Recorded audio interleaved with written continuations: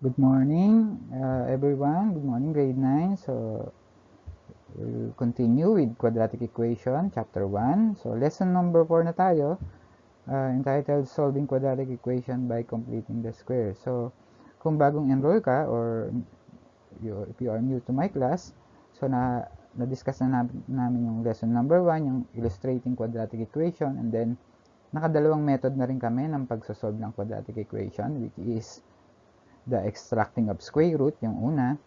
And then, yung last lesson namin, yung solving quadratic equation by factoring. So, pinactor namin GCF, tapos pinactor din namin yung quadratic trinomial. So, you can only use factoring sa pagsosolve kapag factorable. Okay? You can only use extracting of square root kapag walang linear term o kaya pag naka-square of binomial. So, yung naka-square of binomial, i-apply natin dito sa completing the square. Okay? So, in here, we'll review the perfect square trinomial and the square of binomials. Also, after that, pag-aaralan natin kung paano mag-complete ng squares.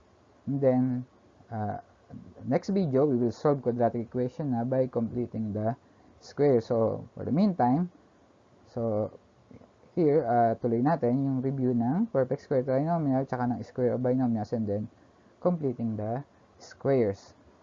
Okay. So, let's start with the perfect square trinomials. Okay, so yan yung mga concept na ginagamit sa perfect square trinomial. A squared plus 2ab plus b squared. And yung minus, yung a squared minus 2ab plus b squared. Okay, so a trinomial daw is a perfect square trinomial if na masatisfy niya itong mga to. So, yung first and third terms daw are perfect squares. At saka positive ang mga numerical coefficients nila. Okay, so ito daw ay perfect squares and then positive ang mga numerical coefficients. Okay? The second term is twice the product of the square roots of the first and the third terms. So, kapag nakuha mo daw yung square root ng first term tsaka ng last term, i-multiply mo siya ng 2, so masatisfy dapat niya yung middle term or yung pangalawang term. Okay, so let us have m squared plus 10m plus 25 and x squared minus 16x plus 64. So let's just confirm na if these two expressions here or trinomials here are perfect square. So kunin natin yung square root ng m squared. Ang square root ng m squared is m. Square root ng 25 is 5. Multiply natin ng 2, that will be 10m. So, middle term natin dito is 10m. Right here is 10m. Therefore, perfect square trinomial to. Okay? Next one, square root ng x squared is x. Square root ng 64 is 8. Multiply natin ng 2, 16x ang kinalabasan. So, middle term siya ng ating expression, trinomial. Therefore, that is this one is a perfect square trinomial. Okay? Ganun lang. So, factors daw ng perfect square trinomial. So, product kasi yun eh. So, ang factors niya is a square of binomial. Okay? So, square root ng a squared is a. Yan. Square root ng b or positive ang magiging sign. So, tignan mo yung sign ng second term. So, since plus siya, plus din ang sign nito. Kunin mo yung square root ng b squared, that will be b. Then, quantity squared. So, perfect square trinomial, ang product niya, ang factors niya is are square of binomial. So, pag expand mo pa yan,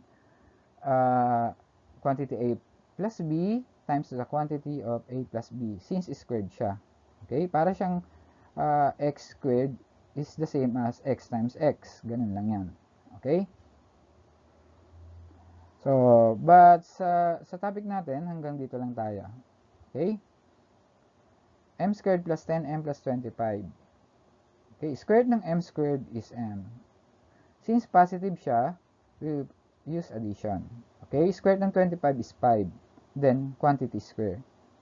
So, next one is a squared minus 2ab plus b squared. So, ito yung concept. So, that will be quantity A minus B quantity squared. So, since minus to, yung sa second term, minus din yung gagamitin mo. Okay? So, ito, example niya. So, this is a perfect square. This is also a perfect square. So, ang square root ng x squared is x. Square root ng 64 is 8. 8 times x is 8x times 2, 16x. Perfect square trinomial to. Ang factors niyan ay square of binomial. So, that will be x minus 8 quantity square. Okay, so ganun lang. Now, let us learn how to complete a square. Okay, so paano bang mag-complete ng square? So, I have here 4 examples. So, meron tayong quadratic term tsaka linear term on 4 examples. So, meron tayo ditong missing, yung constant term. Ano daw yung i-add natin sa bawat isa sa kanila para maging perfect square trinomial siya. So, here's the rule. Take the half of the numerical coefficient of the second term. So, ito yung second term natin. Yan. So, kunin mo daw yung half niyan or divide mo ng 2 and then squared mo daw. Okay, so that will be very easy. So, kunin natin yung numerical coefficient nito. That will be 4. Divide mo ng 2, then squared mo. So, that will be 2 squared is equal to 4. So, yun siya. Yun ang i-add natin. This will be perfect square trinomial na. Okay, sa pangalawa naman, 16 divided by 2, squared mo. So, 8 squared will be 64. So, nakuha yung 8. Sa 16 divided by 2. Okay, next, 10. Add mo dito, 64. 10 naman. 10 divided by 2, squared mo. That will be 5 squared. Ayan na siya. So, 5 squared is 25. Add natin dito, 25 para maging perfect square siya. Perfect square trinomial siya. Okay, next. Sir, paano naman kung odd number to? Hindi siya divisible ng 3. Ayan siya, 3 divided by 2.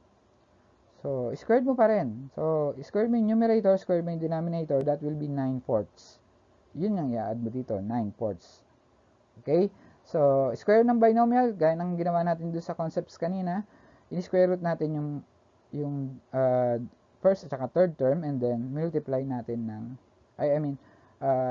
then in-squared lang natin. Okay? So, square root ng x squared is x, and then square root ng 4 is 2. So, this will be quantity x plus 2 squared. So, this will be s minus 8 quantity squared. Next will be quantity x minus 5 quantity squared. And then, ito, square root nito ay, ito siya, 3 squared, 3 over 2. So, m plus 3 halves quantity squared. Okay, so ganun lang mag-complete ng square. So, etong concept na to, yung pagko-complete ng square, gagamitin natin siya in solving quadratic equation by completing the square. So, makikita nyo dito, may square dito, sa bawat square ng binomial, gagamitan natin siya ng extracting or ng square root principle sa pagsosolve ng completing the square. Okay, so watch the next video. Thank you.